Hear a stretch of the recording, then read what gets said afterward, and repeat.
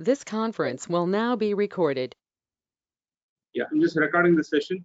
I'm letting you guys know that I'm just recording the session for us to have a view of it later. Yeah. So good morning, good afternoon, good evening once again to all of you. I believe you are able to see my screen. Okay. So the session is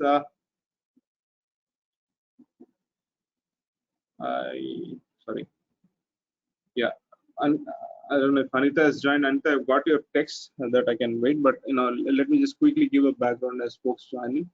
I'm not starting the entire session now, but just giving some introduction. So yeah. So thanks guys for joining. So first thing is, we are in the session. The session name is performance testing, the art of winning large performance testing deals. And this is the training session. So primarily what you see is on the screen, I believe, is MS Dhoni hitting the last six before for winning the World Cup. Are you guys able to see my screen? Just another round of confirmation. And if my voice is audible, if you of you guys can confirm that, I can move on to the next slide.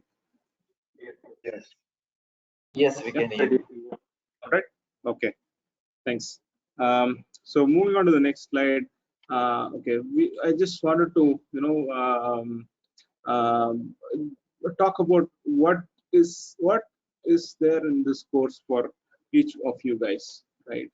And some interest you would have got on the topic before you joined this session, and I just wanted to build that particular set some expectations on on this particular topic that we are going to see for the few days to come, right?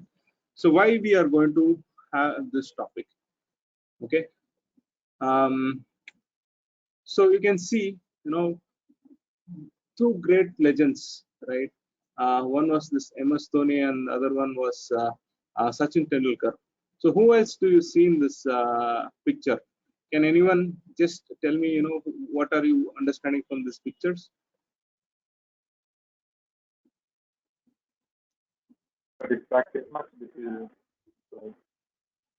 You guys are able to see it first? Yes, sir. Yeah. What are you seeing? Can you just give me through comments on what you're seeing? Direct hit and indirect hit. Direct hit and indirect hit, huh? Maybe. Okay. No.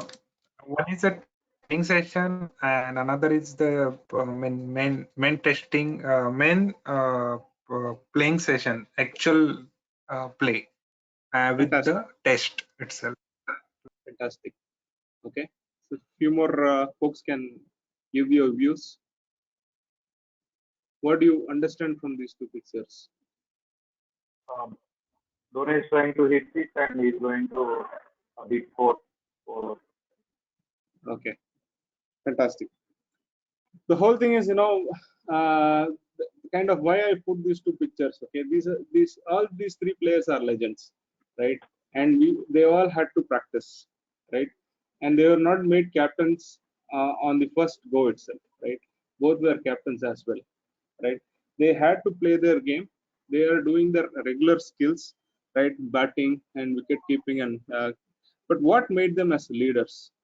Because they more understood the game. They more understood. They had a game plan, right? They were able to control the entire, the cricket team, and they were able to strategize. And as per the moment of the cricket game scores, they were able to change gears and win. Nobody can forget the match where Sachin Tendulkar single-handedly won against Australia in Dubai, right? The Sharjah Cup. Yeah. So, but what did they do special is, they practiced a lot in the nets, right? So some of the accomplishment was, before the IPL 2020, Dhoni was able to hit 5 sixes in 5 balls continuously, and that announced a great win for confidence to the entire team. And Sachin Tendulkar practiced in the nets for the Shan Wan's leg spin, right? He used to bowl way outside the leg stump, and the ball used to come and hit the stumps, right? But they practiced and then they conquered, right? So similarly, we need to understand what's there in this course for us, right? What is the greatness of, I mean, what is the key things that I'm going to look at this? Okay, why am I going to do this course and what is in it for me? Okay, first thing is leadership roles. Okay, everybody, I assume, right? I have a few more questions, but anyways, I'll assume that most of you guys are already practitioners in performance testing. So you are knowing what is expected in performance testing, how they are delivering the services, right? But what does this leadership role demands, right? It demands that we understand the business context of the services that we are delivering, right? And there are multiple challenges in terms of business needs that we come across as we are facing multiple clients, right? It's not only churning out a performance test report, right? But that has its own implications. And what is the impact um, to to the service if the quality of performance test reports are not meeting standards, right? So how does the leaders view those kind of practice, right? And the leadership role also commands us to understand the game plan or the strategies, right? So as long as you're working in the performance test strategy, you understand strategy in terms of, if I'm going to test a web application, what are my strategy? If I'm going to test the web services, I know what are my strategies. But how do you strategize to win proposals, right? Because there is a lot of things, right? You need to take over or you need to bid newly for a proposal, and we need to understand the business context of the proposal. We need to understand the aspirational goals and the motivational behind those goals for the customer, and we need to prepare ourselves to understand the business context of our services that we are delivering and how we are uh, you know um, uh, address the needs of the leadership and get into the leadership roles. So this course will give you a complete view of the business view of the services that we are delivering, and how what is the expectations of leadership as we move from the tech lead to tech manager and to the next business roles. Second thing, this particular course will help you understand what are some of the market demands and how are we going to equip to meeting the challenges. Okay, for example, pre-COVID, everybody were in office, right? We were working in office, we are stretching ourselves in office. But post-COVID, everything is cloud.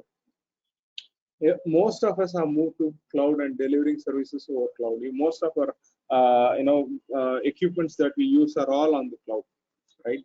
And the way the businesses are running today are also changing, right? They don't want the traditional way of waterfall kind of execution, but they demand for a agile mode of delivery. And then they demand on-demand testing, right? They don't want a traditional where I have folks assigned and utilized, but they're changing the way that they want to run the performance testing show itself. So how are the market demands, and how are companies equipping themselves to meet those challenges, right? So those we would be getting a crux of it. Then what are the financial investments and returns expected in the business, in the business of performance testing, right? So when I say about financial investments, right, it is not only the investment on the on the resources, right? We also have tools, we also have enablers, we also have infrastructure cost, we also have license cost, right? We also have a service cost, and we also have estimations, right? So how is that getting handled in terms of in the business of performance testing, right? So you want to expand your team, or you want to utilize your team in a different way to improve productivity. How do you take that visibility to the customer that we are delivering the services, but how am I making a big change or a value add to you guys through our services? So how do we bring those financial concepts and investments and returns view to the customer, so that they get a view of how much of a difference that the work that is getting delivered is bringing to them, right? I would be sharing a lot of templates and frameworks for preparing, especially for the response to the RFP. I believe most of you folks have worked or working or expected to work in responding to RFP. So RFP stands for the request for proposals. And then winning new clients. This is the major differentiator, right? So when I want to move ahead in this or in the organization that I'm working in, right, I need to show more value to the organization. So if you most of us would have experienced, right? So I've done 100 I'm supporting 5 projects. I'm able to manage 10 people, 20 people, but end of the day or during the appraisal, people will generally ask a question, so what, right? So that's one area we fail, or most of us fail to think on what is that differentiation that am I going to bring to business. Am I building stuff that can bring in new clients to my organization, or am I helping the existing clients to win more business for this existing company, or can I make contributions, or if there is a request for proposal, how do I envision an opportunity so that I can grab that, build a proposal and give it to the client, so that we start winning new business, right? So these are some of the key things that as leaders, or as we move from the mid management, from lead level to manager level to the leadership level, we need to start aspiring and bringing in this difference to the customer, right? So what are my strategies to do this particular winning the new clients and helping the existing clients?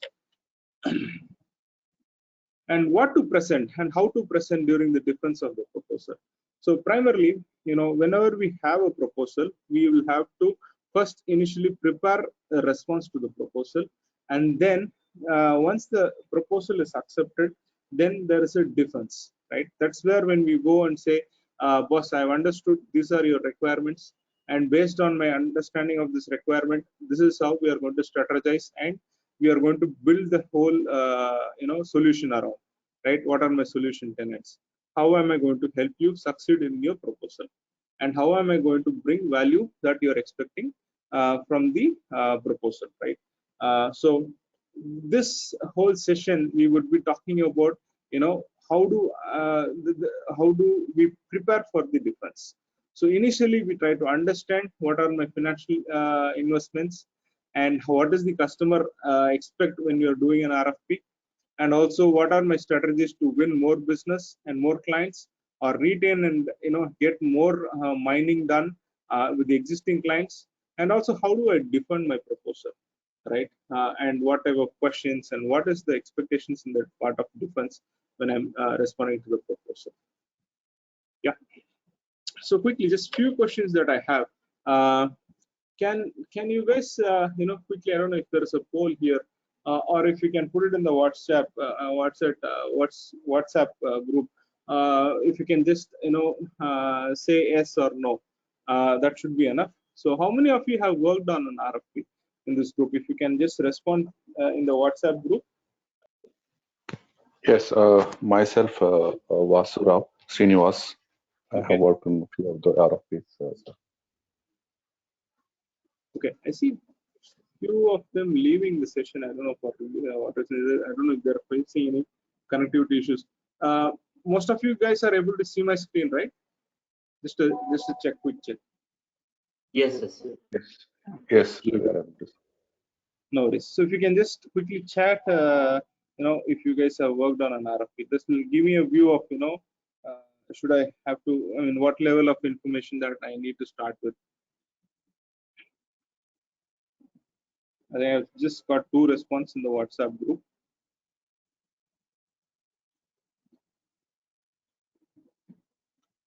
Hey, this is Arun. I have worked in RFP, but I'm not sure whether the format or what I've done is right or not. So maybe if you could start from the very basics, that would really help us. Fantastic.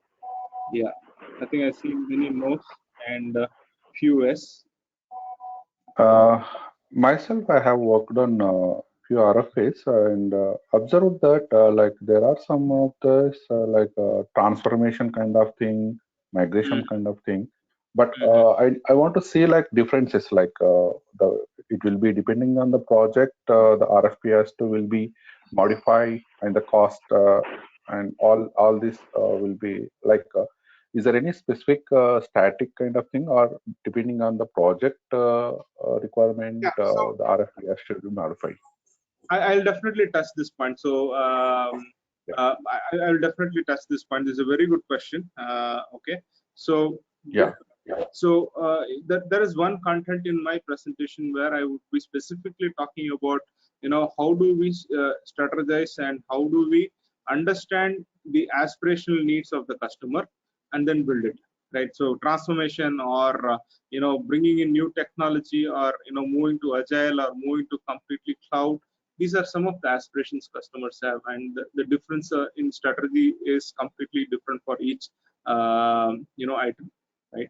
And the way we present the strategy is completely different from a technical presentation. I'll touch all those things in this due course. Yeah. Sure, sir. And yeah. And have you all guys made any business presentation? And yeah. So you continue. So when you say you've done a business presentation, what is the difference between the business presentation and the presentation you did on a performance test report? Actually, the performance test report is not the factor. We are discussing related to business presentation. We mostly going with the what is exact requirement the client have, and what is our past experiences, and what type of environment we can use, and what type of how it is cost beneficial. Plus, it is beneficial you according to performance side. Like it will cover your that many business transactions on that particular period or something. That type of way we are doing, and mostly we were focusing on to the environment and cost related things into that presentation. Fantastic. So primarily, when we talk about business presentation, right, it's predominantly attended by either the director level or the CXO level or at the finance level, right? So they come as a team whenever we are defending our proposal, right? So predominantly that is where when we give the business proposal, or the client's big boss comes in, or the CXO or the CTO of the organization are coming in. That is when the presentation will be on the business level, right? Else at the governance level or at the project level, it will mostly be we will be involved in the technical presentation. So primarily, how do we structure our presentation and the storyline to make the business presentation? So that is something that we will be covering in this session, right? And most of us at this point in time, we will be facing the client's management team. So as we go the leadership team, right, you will be meeting the decision makers, or those who would be influencers in terms of taking business decisions, or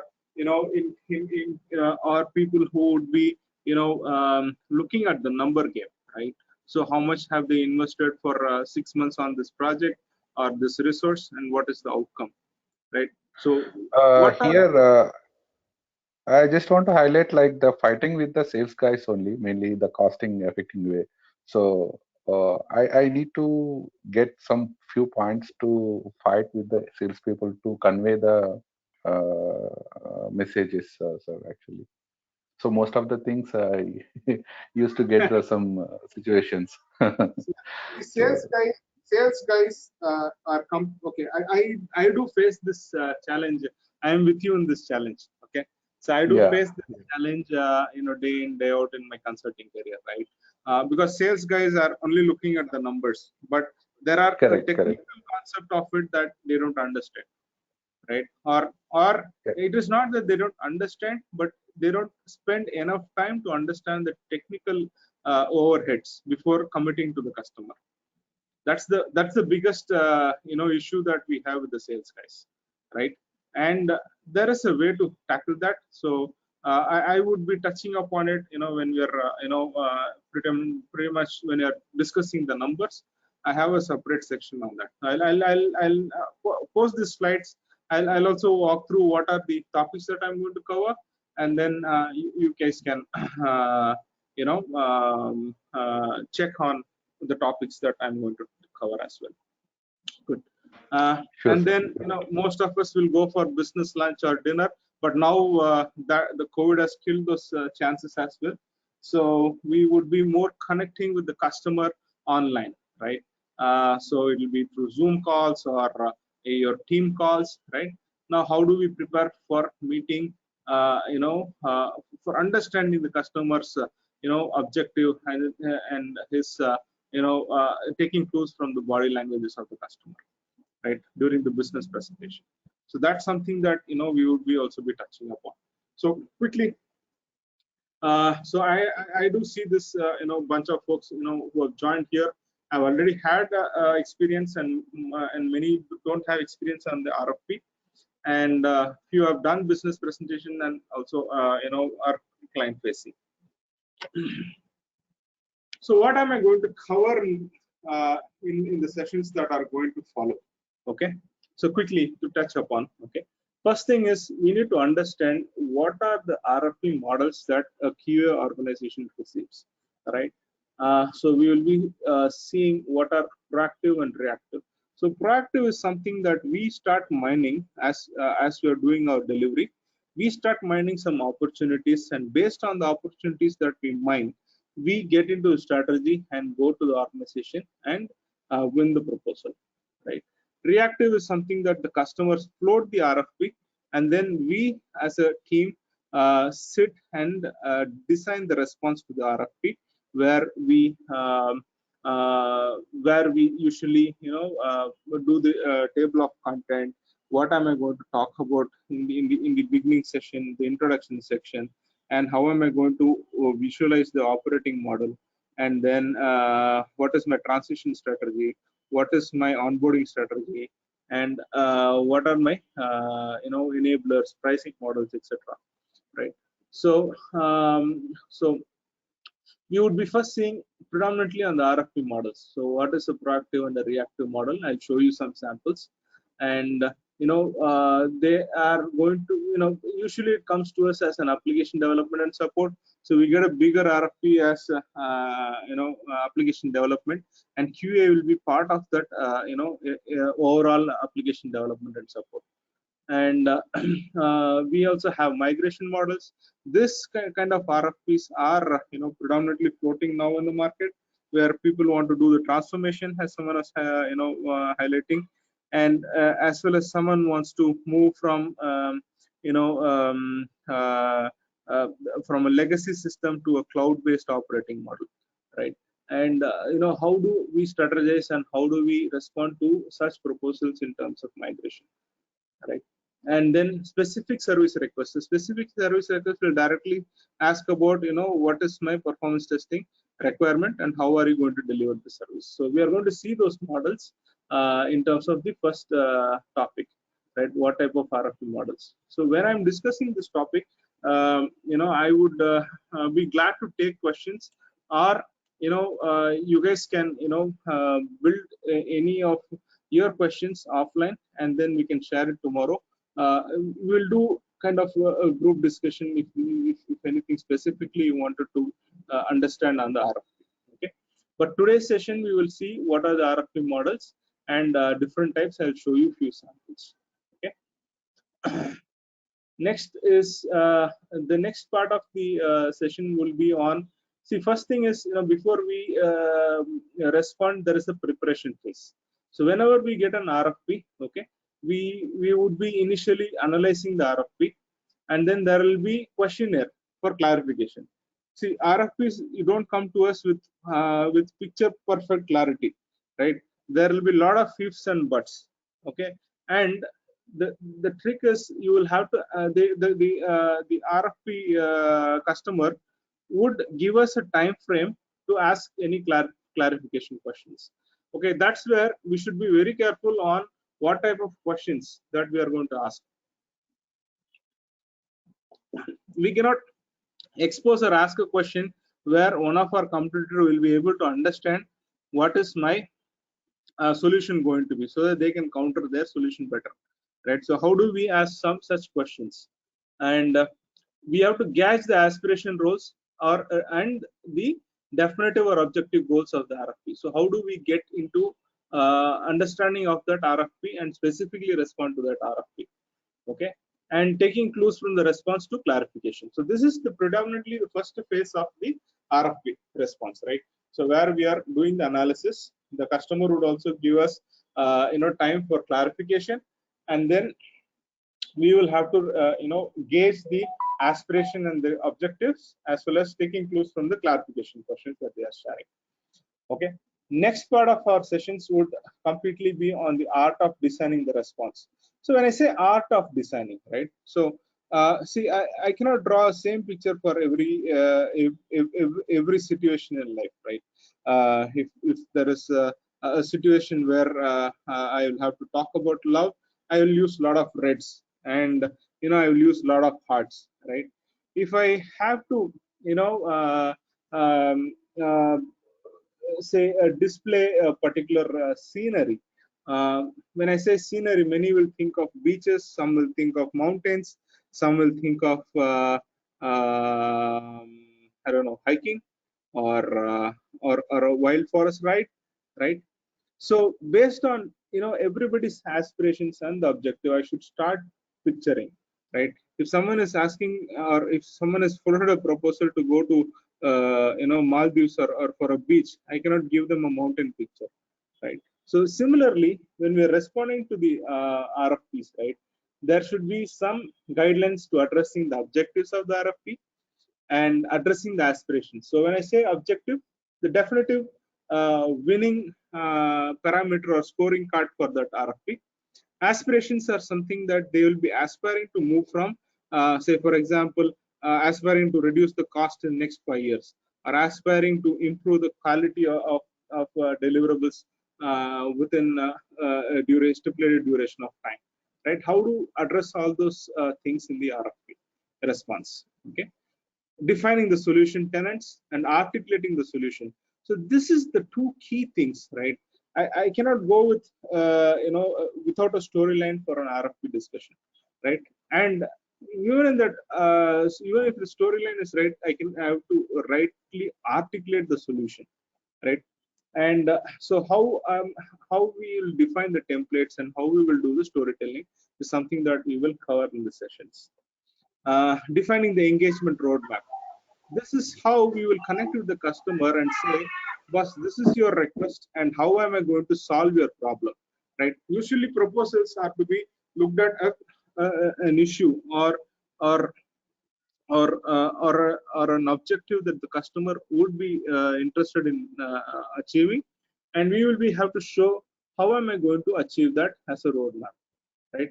And then there is estimation and measure of success and operating model, resource skill set, pricing models, enablers and capabilities, and case studies. So typically the art of RFPs will be revolving around these topics, because this is how the customer will be able to take clues and make a decision. Or usually the RFP, either it will be a single vendor or multi-vendor, and there will be scoring that they will be doing. And so how do we address and design the response so that we are able to check the right box in the customer's checklist? So that will be some of the things that we will be covering part of the session. And finally, preparing for the defense, right? This is the key. although we Uh, go ahead. There was a question. Sorry, sir. Yeah. Yeah, this will cover the managed services model also. Like suppose if the RFP comes in a managed services model, so that part will also cover. Primarily, I'll be covering that in the team operating model as well as your estimations, right, or the engagement roadmap. So all this will have the flavor of managed services, will have flavor of T&M, right? So Okay. we will touch specifically on that in each area. Okay, we are going to spend at least another 15 minutes together, right? Yeah, I just want to see is like what is the differences like mainly the normal RFPs and the specific managed services model RFPs. I just want to understand the differences. Yeah, that. See, the primary difference is on the costing as well as on the governance. Okay, managed services will have the whole governance will be with the vendor, and most part of the governance will be with the vendor, and the vendor will be responsible for resource loading and delivering the services. Okay, and the customer will be mostly acting as a consumer of the services, right? And he will be putting measures to understand the delivery qualities, right? And most of the the delivery responsibility will be on the vendor who's delivering the service. Okay, whereas in T&M it will be more of we supplying the resources, right, and then billing the customer for the quality of resources, and there will be a lot of penalty clauses as well in the managed services. I'll touch on those things when we're getting into that discussion, when we're talking Sure, about the sir. operating model. Yeah, so I'm Sure. just giving you the crux of things because I cannot, the managed service itself is a bigger topic, will require more Sure. sessions, right? So I'm just Yeah. touching upon a few of the things, right? And Sure. once we prepare the response, right, next we prepare ourselves for the presentation, right? So presentation, when it comes to the presentation part of it, right, we need to identify first and foremost, what people fail to ask is who are the key stakeholders who are going to come to the meeting, right? Without understanding their background and their knowledge, if you start with the storyline, right, it will definitely not fly, right? So how do we identify the key stakeholders, and then how do I build the storyline to the key stakeholders, and how do I time it so that I don't miss any of those key stakeholders interest in this topic, right? And then solution articulation, content delivery within the stipulated time, because most of the time when it comes to defense we will ask for extra time, right? And that usually doesn't go well, right? We need to be very precise, and we should avoid sales talk or marketing jargons, but we have to be specific to the content, and hit the right notes for the solution to win, right? And then the content delivery and handling objections. So I mean, two things can happen here. You guys would have faced a lot of objection during presentation. I, with my 15 plus years of experience, have faced a lot of objection, raised during the presentation, and how did we handle it? So those kind of information that I would be sharing during the objection sessions. And then case study articulation. So most of us are experts in delivering the services, but we fail to make a case study, right? And keep it in handy so that we can throw it at the customer whenever he is asking for any specific service request. So how do we write the case study, and what are the key things that you should tell in the case study? People will say, we have saved 30% of cost. Okay, but how? That will be missing in the case study, right? People would say I have delivered so much service, but there will be no articulation of customer acknowledgement, right? So those are some of the key things that you should keep note of when you're preparing the case study. So I would be giving some guidance and a template on how do you prepare the case study. And then confidence building, right? Confidence building measure is the key thing for us to build the business. So these are the topics that we are going to see in this course, right?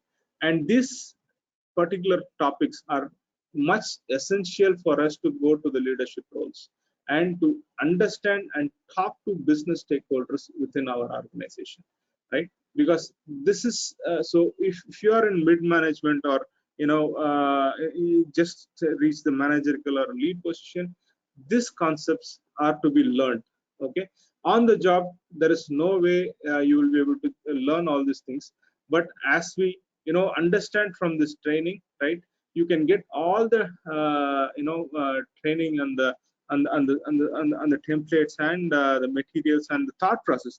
The biggest thing that when myself and Kumar, when we were designing this course, is start making people think on the business lines and start winning the businesses, right? So that's the whole motto of this whole session that we will be going through.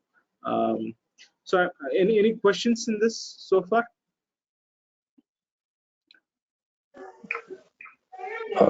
No, sir, it's good. And what's the duration, sir, actually?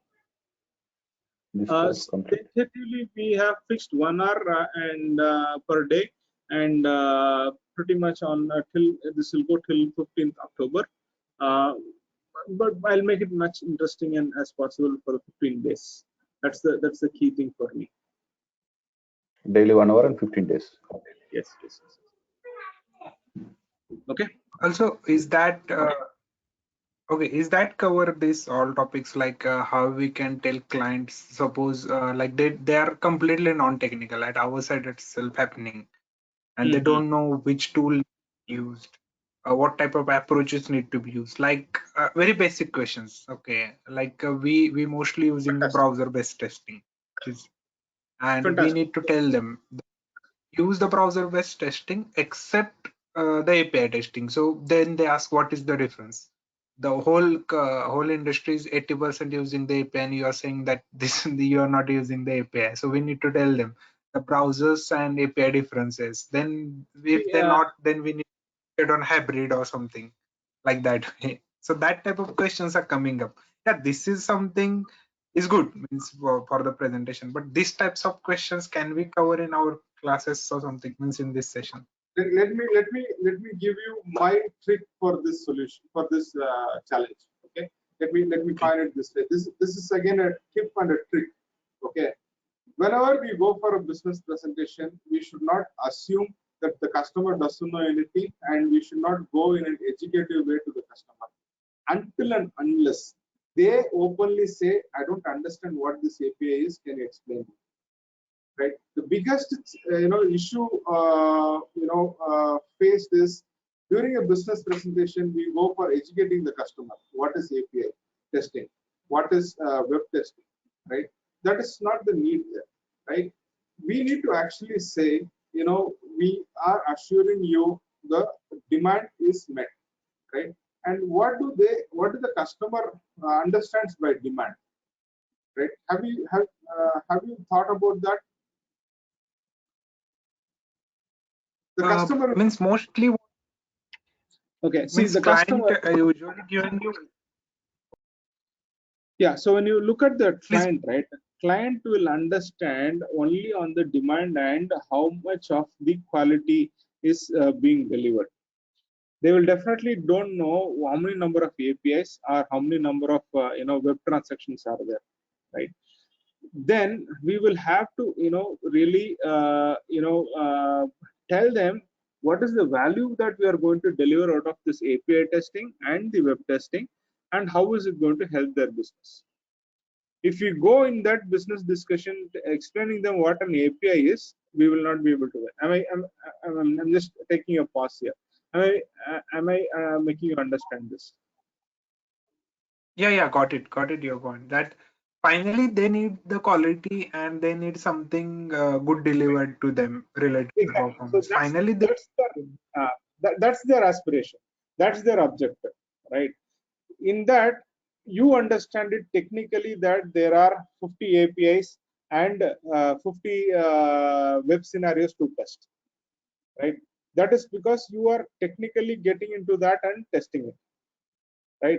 Whereas they are at the operational side, they are at the objective side, where they are saying about delivery of services. Okay, so how do we structure and manage that objection? We will be looking at that as part of the handling objections, right? So the tip that I would give to everyone is, whenever we are going for a business presentation, let us assume the customer knows the API testing, or any specific strategy that you're taking in.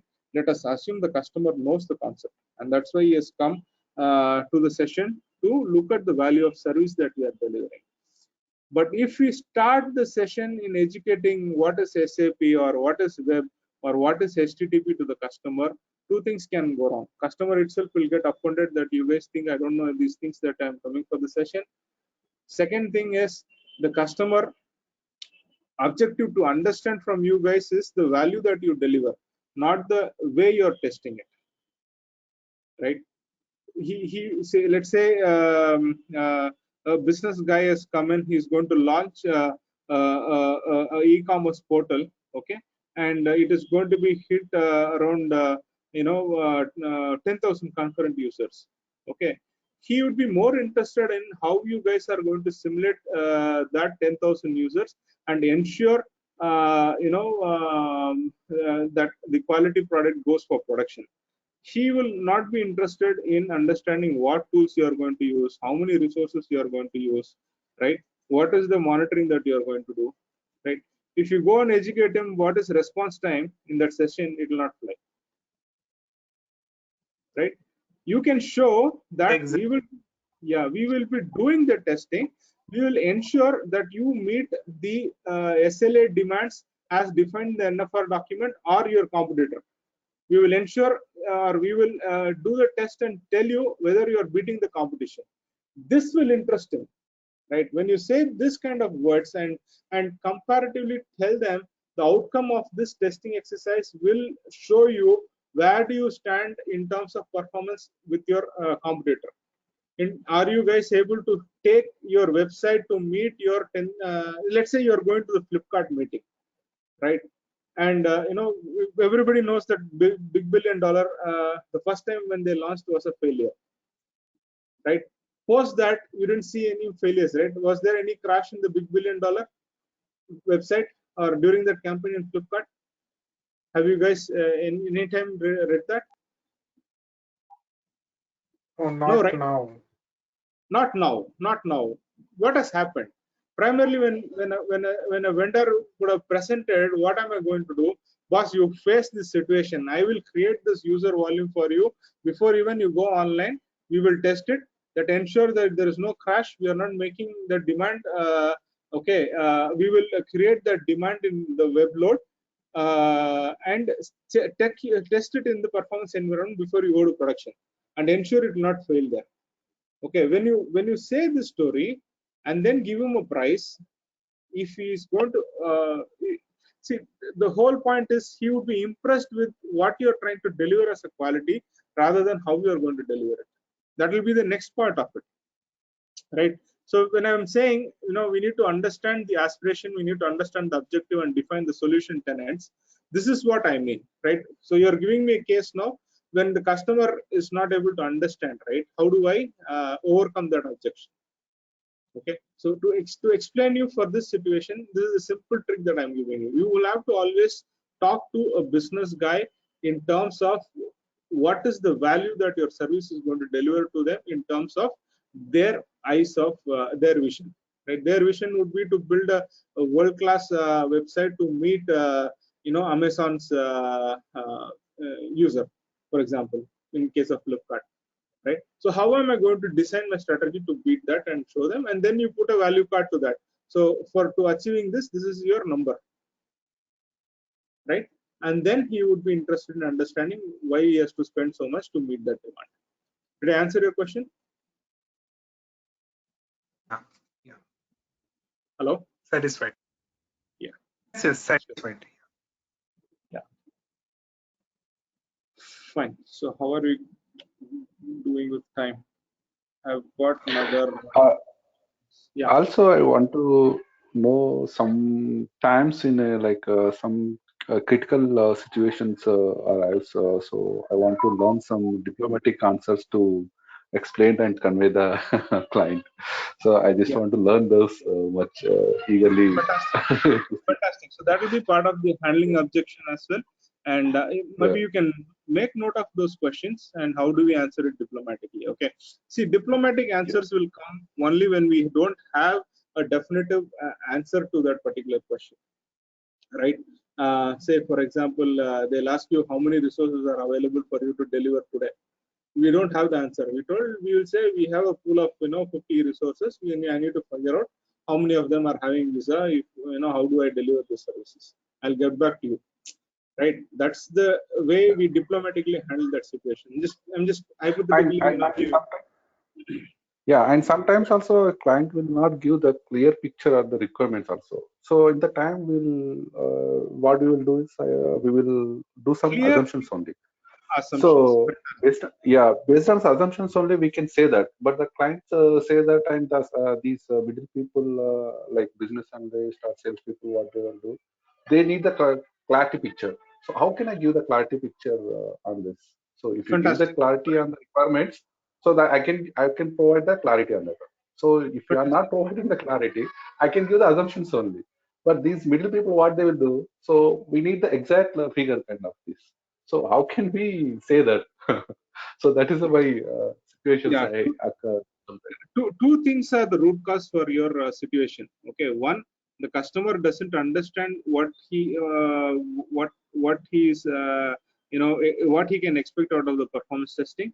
Okay, or second thing could be that he is trying to hide stuff so that he is trying to evaluate us in a different way. Okay, two things can happen. Okay, so for this situation, I will show it to you when you handle when you're covering the articulating the solution tenants, as well as storyline and solution articulation. So these two sessions I would be covering how do we answer this typical things, right? So what happens is, such a situation when the requirements are not so clear, we start with the specific assumptions that we are making for the customers, and in the session itself just ask for clarity and validate it there, and then articulate the next sections. Okay, what people will have is first they will tell all the solution, and finally they will say I'm assuming so and so.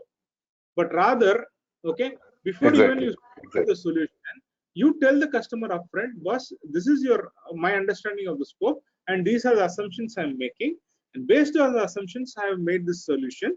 In case if you have an issue with any of the assumptions, then I will ensure that that assumption is also addressed in the solution. When you articulate it this way, see, it's all making the customer comfortable here. Okay, simple. I mean, if you want to buy a house, okay, and you are talking to an agent, okay, and you say I want to buy a house, what he will do? He will take you to the biggest Ambani villa and show you, boss, this is the house I assumed you want to buy. It is 250 crores. Will you buy it? Right? Maybe you will be evaluating whether the agent is able to understand your feelings, right? Understand. He should be asking you a question, sir. Can I assume that your salary is so much, or you have a family of 4, or you have you have an extended family, and you guys wanted a 6-bedroom house or a 3-bedroom house? That's where you like the agent also, no? Correct. If you say I want a house and he takes you some house and shows you, you will not be interested in that agent at all, right? The agent will have to strike the decision, conversation, give them assumptions, give them to understand your choice, and then take you to the right choice. You will definitely buy it from them. That's the whole point in the solution articulation that we will be looking at. Yeah, got it. Thank you, sir. Thank you. Fantastic. So this is the sessions that we are going to cover, okay, in the coming days. Okay, and okay, let me quickly say about me and what you can expect from me in the sessions. Okay. First thing is sharing my experience. Okay, I've got 16 plus years in this IT career. I have won deals up to 50 million, multi-year contracts as well in my whole career, multiple times. Okay, and I have communicated with customers across the world in Australia, Europe, US, and even the Middle Eastern companies. So I do understand. So primarily they vary. That helps me articulate how do we understand the client and position our response to the client, right? the way we present to a European customer should be a little different from the way we are presenting it to an Australian or an US customer. So those kind of experience that I have done, the objections that I have handled, and how we have won the deal. We have also lost deals, right? It's not that we win all the deals that we sit in, right? And we have got a lot of lessons learned why we lost it and all this. So that experience is what I would be sharing in every topic that we are discussing. Okay, it will not be some textbook stuff, but it will be more of my experience and how did we handle, and how should you plan to handle these situations in future. And then templates and examples, I will try to keep them as simple and as resourceful, in the sense you should be able to quickly know the resource and able to download and start your work. Okay, so I'll keep it as simple as that when it comes to examples and templates. And I'll try to answer most of your questions, be it difficult or easy, and provide you guidelines to any new situation. So new situations, like just now how we discussed, right? I mean, you bring in some situation, and how do I handle this objection, or how do I handle this customer? So those type of questions also I will try to provide guidelines. And the whole thing is to give you great learning experience, and to transform your thought process from execution levels, so test execution levels, to the business level, because that's the way you are going to go up the ladder in terms of your roles and the future demand. Okay, so what do I expect from you guys? Especially you guys are all very special to us, okay, to me. And first thing is no sleeping and strictly no snoring in the sessions, and need your full attention. So it's going to be 1 hour session daily, and and feel free to stop me and if you don't understand the concept. Okay, and these sessions are going to be a little dry, in the sense I'm not giving you softwares to install in your machines, right, to work, but it's going to be the concepts, and it's going to be the business discussion points that I would be bringing up, right? So stop me anytime if you don't understand, and ask questions. And some of the topics, please do your own research before you come to this class.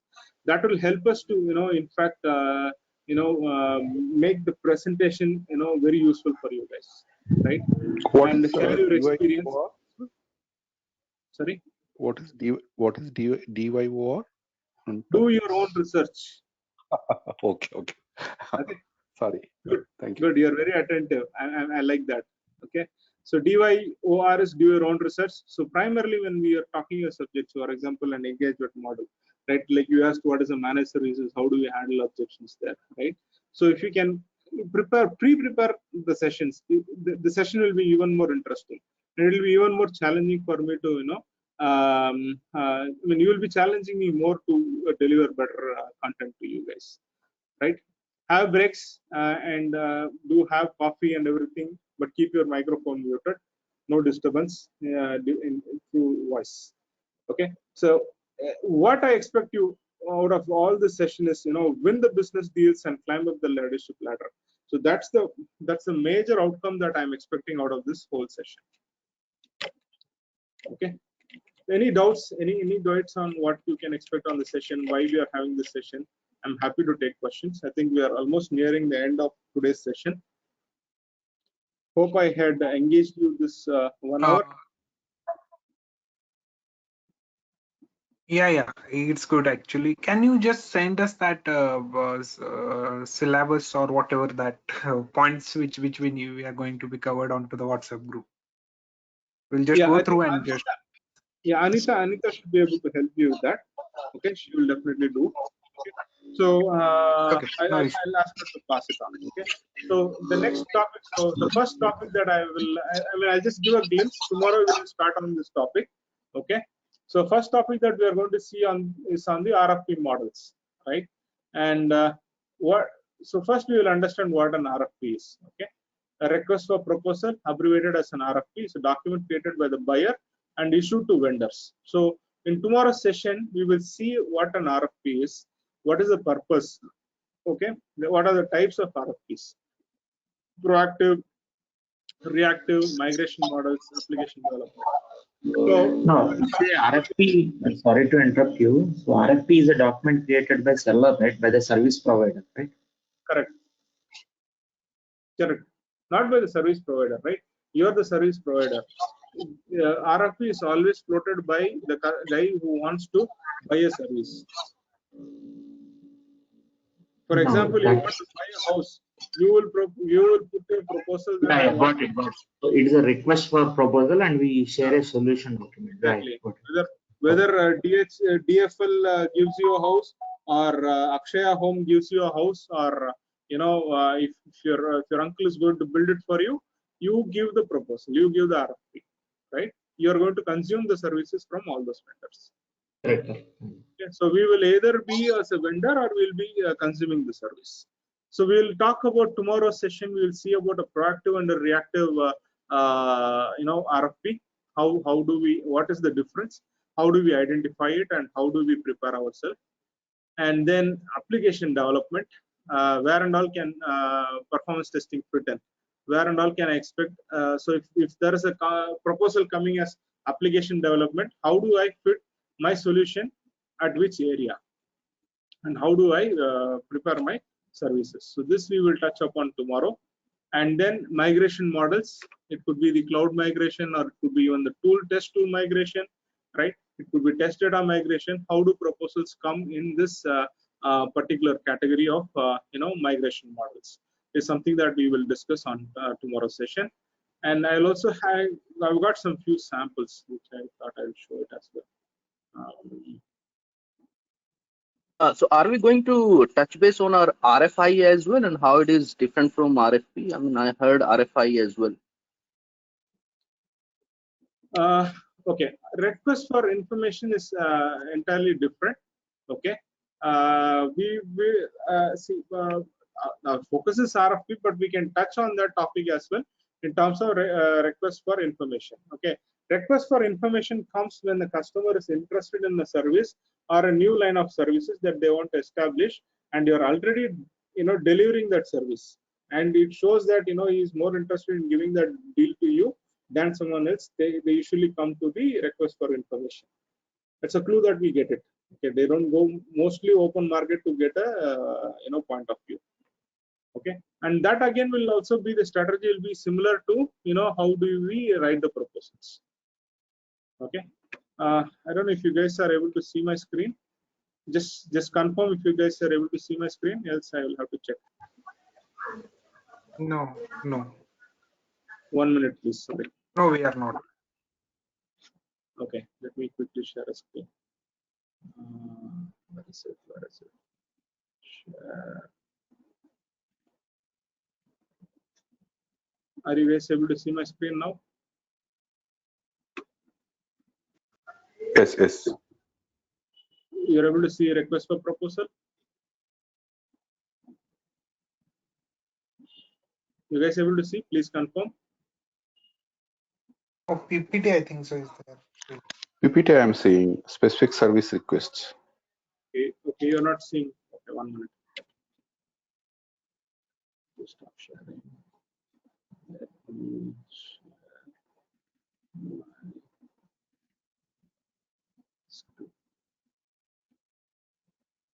Now what you guys are able to see? Request for proposal? Yes. Okay. So this is a specific sample that I've taken. Tech partner.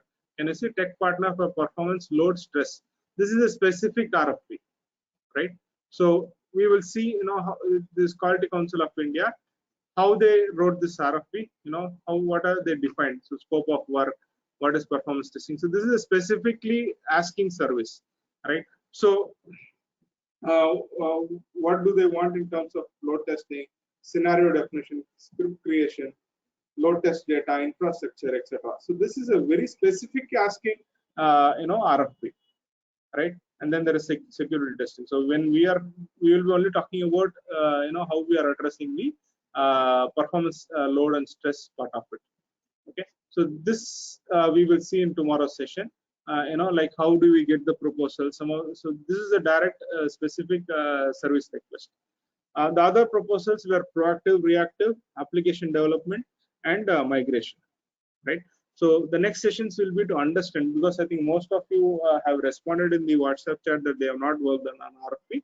So tomorrow first half will be on understanding this RFP, and then we will touch upon what type of questions are for the clarification of the RFP. How do we ask the questions? That will be the part of tomorrow's session.